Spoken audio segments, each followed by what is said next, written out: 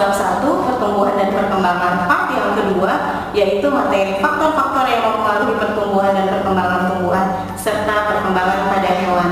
Oke, sebelum belajar kita biasakan membaca Bismillahirrahmanirrahim agar ilmunya mudah diserap oleh kalian. Selamat belajar. Faktor yang memengaruhi pertumbuhan dan perkembangan tanaman terdiri dari faktor internal dan eksternal. Faktor internal terdiri dari intrasel dan intersel. Intrasel gen, intersel yaitu hormon. Hormon terdiri dari penghambat pertumbuhan dan pemicu pertumbuhan. Pemicu pertumbuhan terdiri dari 5 hormon, sedangkan penghambat hanya 1 hormon. Faktor eksternal yang mempengaruhi pertumbuhan dan perkembangan adalah nutrisi atau makanan, cahaya, air, suhu, dan tanah. Ya, asam asisat di sini berfungsi sebagai penghambat pertumbuhan, sedangkan auksin, giberelin, sitokinin, dan etilen berfungsi untuk memicu pertumbuhan. Pertama yaitu auksin. Ya, auksin ini disebut juga dengan indoacetyl ecit atau asam indoasetil. Auksin berperan untuk pemanjangan sel di daerah titik tumbuh atau di daerah meristem apikal. Oleh karena itu, auksin berperan sebagai dominansi apikal. Selain itu, fungsi dari auksin adalah merangsang pembentukan akar, merangsang pembentukan buah tanpa biji atau partenokarpi, juga merangsang absisi daun atau pengguguran daun. Auksin ini dibuat di meristem apikal, daun-daun muda, dan di biji. Dan sifat kerjanya sangat mudah terurai oleh cahaya, sehingga memicu yang namanya etiolasi, yaitu peristiwa pertumbuhan cepat tanaman di tempat gelap. Auksin sangat peka terhadap cahaya, jadi ketika ada cahaya maka auksin akan terhambat, ya. Jadi dia akan membelot sehingga seperti mengarah ke arah datangnya cahaya batang itu. Karena di daerah yang terkena cahaya maka dia akan terhambat pertumbuhan selnya. Karena auksin suka dengan kondisi tidak ada cahaya. Bisa diartikan kalau cahaya memang menghambat pertumbuhan.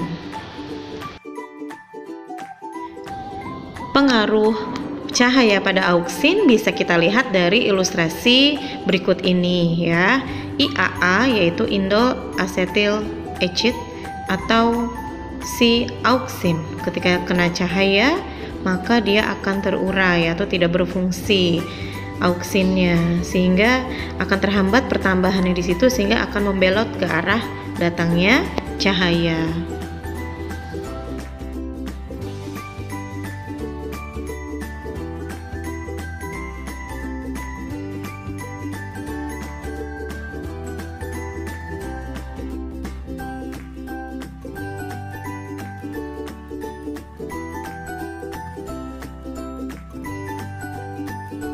Selanjutnya adalah hormon giberelin. Giberelin ini sangat terkenal dengan efek pertumbuhan raksasa pada tanaman. Jadi spesialis untuk tanaman kerdil adalah giberelin.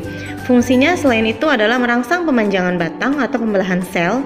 Jadi bersinergi dengan auksin sama-sama untuk pemanjangan sel.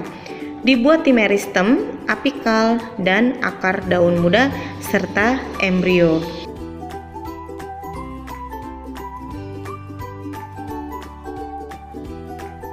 Fungsi giberelin selanjutnya adalah merangsang pembungaan, memecah dormansi biji, serta merangsang pembentukan buah tanpa biji. Lagi-lagi bersinergi dengan auksin. Berikut adalah contoh dari pemberian giberelin terhadap apel dan terhadap tanaman cabai. Hormon selanjutnya adalah sitokinin. Sitokinin berasal dari kata sito yang artinya sel dan kinin yang artinya division. Jadi arti sitokinin adalah pembelahan sel, karena sitokinin bersama dengan auksin dan giberelin berfungsi untuk merangsang pembelahan dan pemanjangan sel.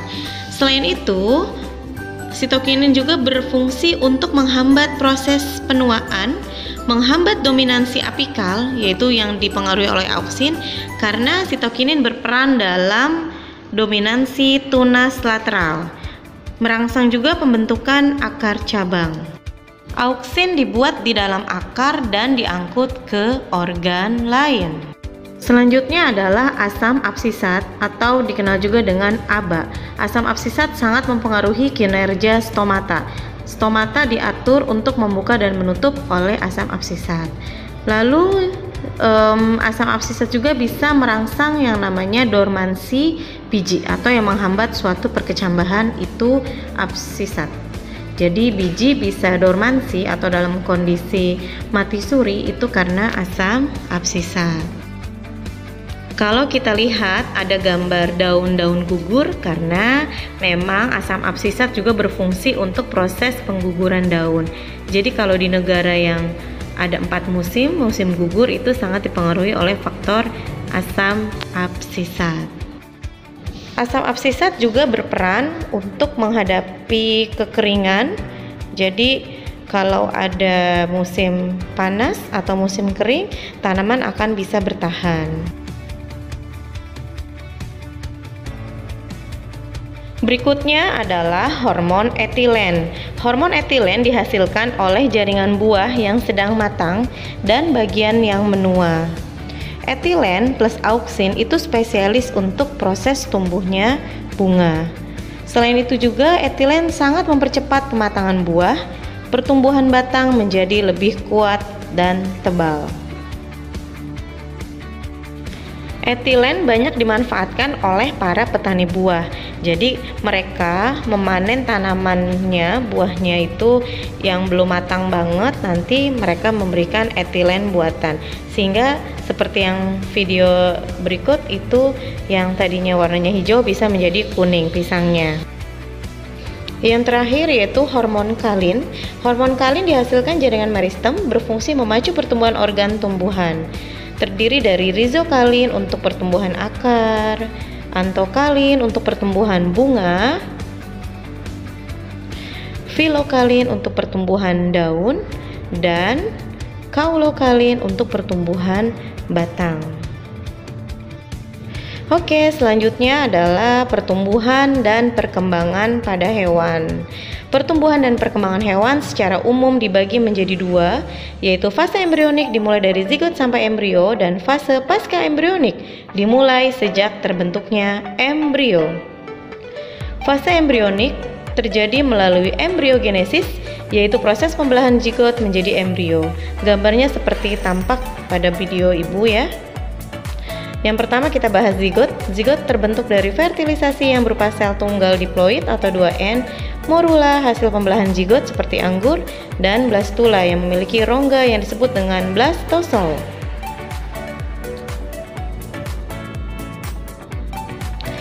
Keempat yaitu tahap gastrula.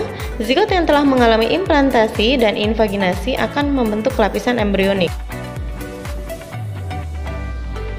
Fase pasca embrionik yaitu fase yang terjadi melalui organogenesis dan setelah bayi dilahirkan untuk pada manusia. Organogenesis adalah proses pembentukan organ-organ dari embrio. Lapisan embrionik akan berkembang menjadi 1 ektoderm, bagian luar yang akan berkembang menjadi epidermis kulit dan derivatnya, saraf, indera, medula adrenal, gigi dan rahang, 2 mesoderm atau bagian tengah yang berkembang menjadi dermis kulit sistem gerak. Ketiga, endoder atau bagian dalam berkembang menjadi sistem pencernaan, pernafasan, timus, tiroid, paratiroid dan saluran-saluran lain. Lalu metamorfosis yaitu proses perkembangan hewan setelah kelahiran berupa perubahan ukuran bentuk dan fungsi bagian tubuh melalui stadium tertentu. Biasanya terjadi pada kelompok serangga. Macam-macam metamorfosis pada insekta. Yang pertama ametabola atau tidak bermetamorfosis. Contohnya adalah pada kutu buku.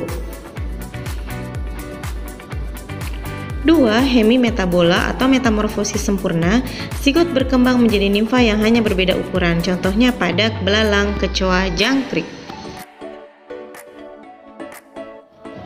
Yang ketiga, holometabola atau metamorfosis sempurna.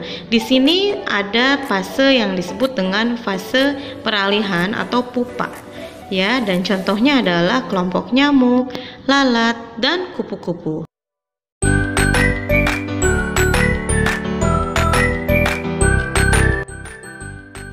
Video berikut ini adalah contoh perkembangan embrio dari ayam. Silahkan kalian amati dengan sebaik-baiknya. Setelah kalian amati, kalian buat kesimpulan ya di kolom tugas untuk proses perkembangan pada hewan, yaitu pada si ayam. Ya, kalian kerjakan di Google Classroom seperti biasa. Ringkasan dari perkembangan pada ayam. Oke, terima kasih.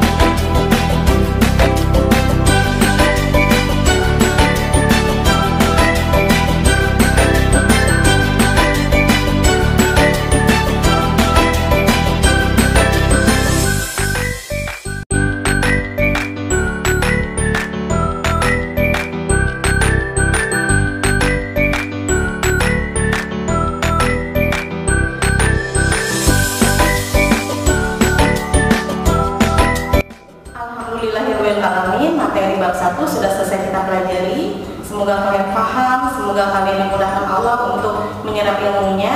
Dan jangan lupa di like, comment, share, and subscribe channel YouTube sekolah kita SMA Martia Bakti. Terima kasih. Wassalamualaikum warahmatullahi wabarakatuh.